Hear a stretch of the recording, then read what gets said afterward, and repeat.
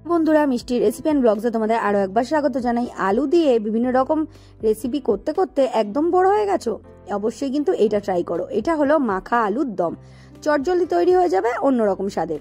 সবার ফার্স্টে কিন্তু নিয়ে নেবো একটা কড়া, গ্যাসে বসিয়ে নিলাম। তারপরে কড়াতে দিয়ে দেবো অল্প একটুখানি সর্ষের তেল।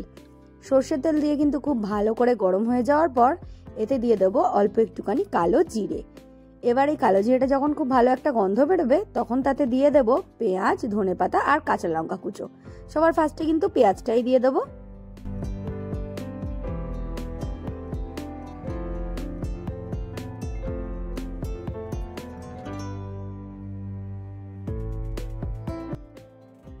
পেঁয়াজ, ধনেপাতা আর কাঁচা লঙ্কাটা কিন্তু খুব ভালো করে নাড়াচাড়া করে নিতে হবে। পেঁয়াজের রং যখন একটু চেঞ্জ হয়ে যাবে তখন তাতে দিয়ে দেব নুন। আমি এখানে মোটামুটি 1 চামচ মতন নুন দিলাম। এবার দিয়ে দেবো সামান্য একটুখানি হলুদ। এবার হলুদ আর নুনটা দিয়ে খুব ভালো করে পেঁয়াজটার সাথে মিশিয়ে নেব। এবার দিয়ে দেব 1 চামচের মতন জিরের গুঁড়ো। এবার এই জিরের গুঁড়োটাও খুব ভালো করে এটার সাথে মিশিয়ে নিলাম। এবার অ্যাড করব আলু সেদ্ধ। আমি এখানে 4 থেকে 5টা আলু ভালো করে সেদ্ধ করে নিয়েছি। একদম নুন কিন্তু দিইনি সেদ্ধর সময়, এমনি সেদ্ধ করে নিয়েছি। এবার এই মশলার সাথে পুরোটাই আলুর সাথে একদম ভালো করে মিশিয়ে নিতে হবে। দেখো আমাদের আলু মাখাটা কিন্তু একদম রেডি হয়ে গেছে। এবার এটাকে খুব ভালো করে ঠান্ডা করে নেব।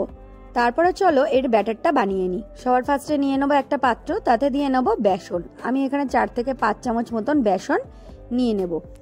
তারপরে বেসনটা নিয়ে নেওয়ার পর কিন্তু নিয়ে নেব চালের গুঁড়ো। নর্মাল যে দোকানে চালের গুঁড়ো পাওয়া যায় সেই চালের গুঁড়ো কিন্তু নিয়ে নেব এখানে 2 চামচের মতন।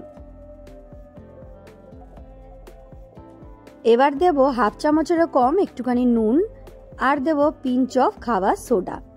যে খাবার সোডা আমরা কেকে ইউজ করি সেই খাবার সোডাই দিলাম। আর দেব অল্প একটুখানি হলুদ দিয়ে কিন্তু চামচ দিয়ে খুব ভালো করে একসাথে এগুলোকে নেড়েচেড়ে নেব। নিয়ে অল্প অল্প জল দিয়ে একটা মোটা ব্যাটার তৈরি করে নেব। একসাথে কিন্তু ফার্স্টেই জল দিলে হবে না, অল্প অল্প করে দেখো এরকম একটা ঘন ব্যাটার তৈরি করে নিতে হবে। এবার ওই কড়াইতেই একটু বেশি করে তেল দিয়ে গরম করে নিয়েছি। আর যা আলুটা মেখে রেখেছিলাম সেখান থেকে ছোট্ট ছোট্ট করে বল করে নিয়েছি। এবার এই বলগুলোকে বেসনের মধ্যে চুবিয়ে একদম ডিপ ফ্রাই করে ভেজে নেব। দেখো সবার ফার্স্টে কিন্তু বেসনের মধ্যে এইভাবে দিয়ে দেব একটা আলুর গোলা, আর খুব সুন্দর করে কিন্তু বেসন দিয়ে খুব ভালো করে কোট করে নিতে হবে। দেখো কোট করে নিয়েছি। এবার কিন্তু এটাকে ডিপ ফ্রাই করে নেব। এটা কিন্তু হাই টু মিডিয়াম ফ্লেমে রেখেই এটাকে ভাজতে হবে। একদম কিন্তু জোরে দিলে পুড়ে যেতে পারে, তাই অল্প আঁচেই এটাকে করতে হবে। সবগুলোই কিন্তু এভাবে একে একে গড়ে আমি এখানে ডিপ ফ্রাই করে নেব।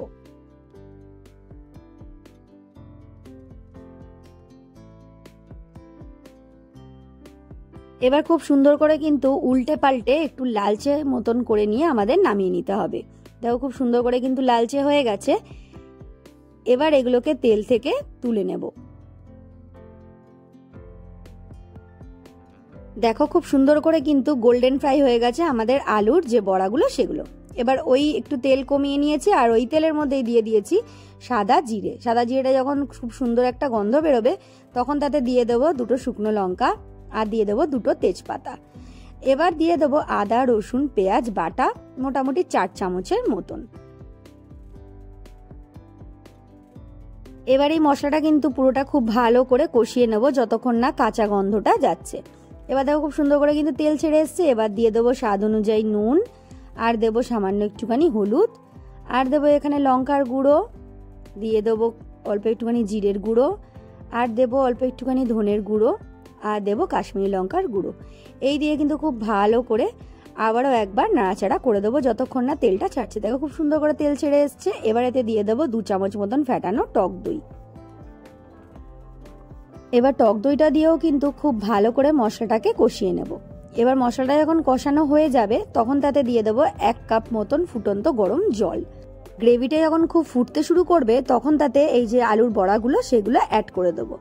এটা দিয়ে কিন্তু আর একবার নাড়াচাড়া করে দেবো। এরপরে কিন্তু আর নাড়াচাড়া করা যাবে না, তাই এটা এই সময়তেই ভালো করে নাড়াচাড়া করে নিলাম। দিয়ে ঢাকনা চাপা দিয়ে রান্না করবো 5 থেকে 7 মিনিটের মতন। দেখো 5 থেকে 7 মিনিট হয়ে গেছে আর ঝোলটাও খুব সুন্দর করে মাখা মাখা হয়ে গেছে। এবার দিয়ে দেবো ওপর থেকে একটুখানি গরম মশলা দিয়ে কিন্তু এইভাবে নাড়াচাড়া করে দেবো। আর দিয়ে দেবো ওপর থেকে অনেকটা পরিমাণে ধনে পাতা। এটা ধনে পাতা কিন্তু অপশনাল, কেউ দিতে চাইলে দিতে পারো, একটু ঘিও দিতে পারো। মাখা আলুর দম কিন্তু একদম রেডি। রুটি, পরোটা কিংবা ভাতের সাথে দারুণ জমে যাবে। তোমরা কিন্তু বাড়িতে অবশ্যই ট্রাই করো। আর কেমন লাগলো এই রেসিপিটা আমাকে কিন্তু কমেন্টে জানাতে একদম ভুলো না।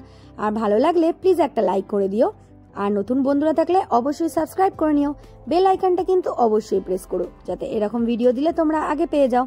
ফেসবুকের পেজটা কিন্তু অবশ্যই ফলো করো। আর যদি ভালো লেগে থাকে অবশ্যই শেয়ার করে দিও। Thanks for watching.